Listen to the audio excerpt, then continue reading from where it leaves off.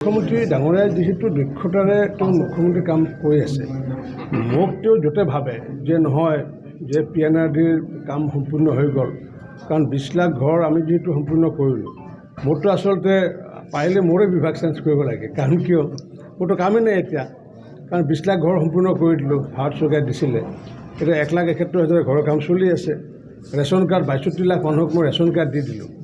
মানুহে মুখ্যমন্ত্ৰী ডাঙৰীয়াই যদি ভাবে যে নহয় এখেতক আৰু ভাল কাম কৰাৰ দায়িত্ব দিম, সেইটো দিব পাৰে। মানুহে মুখ্যমন্ত্ৰীয়ে ভাবে যে নহয় তেওঁক অলপ আৰাম দিম, অলপ ৰেষ্টটো দিব পাৰে, সম্পূৰ্ণভাৱে মুখ্যমন্ত্ৰী ডাঙৰীয়াৰ এখতিয়াৰ দিব।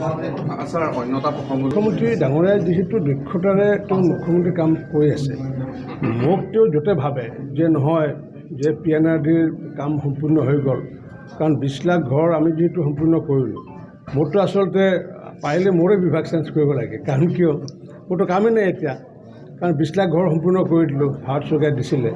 এতিয়া 1,71,000 ঘৰৰ কাম চলি আছে। ৰেচন কাৰ্ড 62 লাখ মানুহক মই ৰেচন কাৰ্ড দি দিলোঁ। মানুহে মুখ্যমন্ত্ৰী ডাঙৰীয়াই যদি ভাবে যে নহয় এখেতক আৰু ভাল কাম কৰাৰ দায়িত্ব দিম, সেইটো দিব পাৰে। মানুহে মুখ্যমন্ত্ৰীয়ে ভাবে যে নহয় তেওঁক অলপ আৰাম দিম, অলপ ৰেষ্টটো দিব পাৰে, সম্পূৰ্ণভাৱে মুখ্যমন্ত্ৰী ডাঙৰীয়াৰ এখতিয়াৰ দিব।